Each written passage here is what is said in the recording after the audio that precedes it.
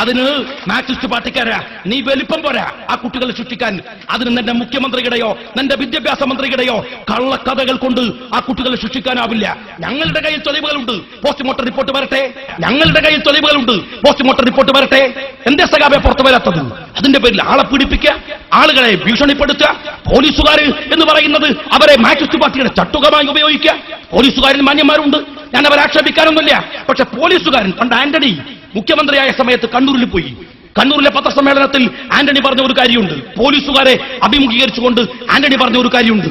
ഇനി മുതൽ പോലീസിന്റെ പണിയെടുക്കണം. എന്താ അതിന്റെ അർത്ഥം? അതുവരെ CPM ഭരിച്ചിരുന്ന കാലമായിരുന്നു. അതുവരെ പോലീസ് എടുത്ത പണി വേറെ ആൾക്ക് വേണ്ടിയിട്ടാണ് അർത്ഥം. പോലീസിന്റെ പണിയെടുക്കണം. UDF ഭരിക്കുമ്പോ പോലീസുകാരന്റെ വേഷം എന്ന് പറഞ്ഞാൽ ത്രിവർണ്ണ പതാകയുടെ നിറത്തിലുള്ള 3 വർണ്ണത്തിലുള്ള യൂണിഫോം അല്ല.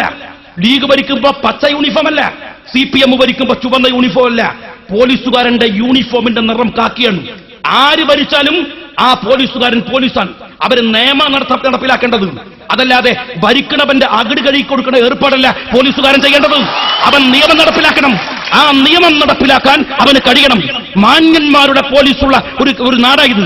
ആ പോലീസിന്റെ ഒത്താശയോടുകൂടെ ഞങ്ങൾ അടിച്ചമർത്താൻ നോക്കുക.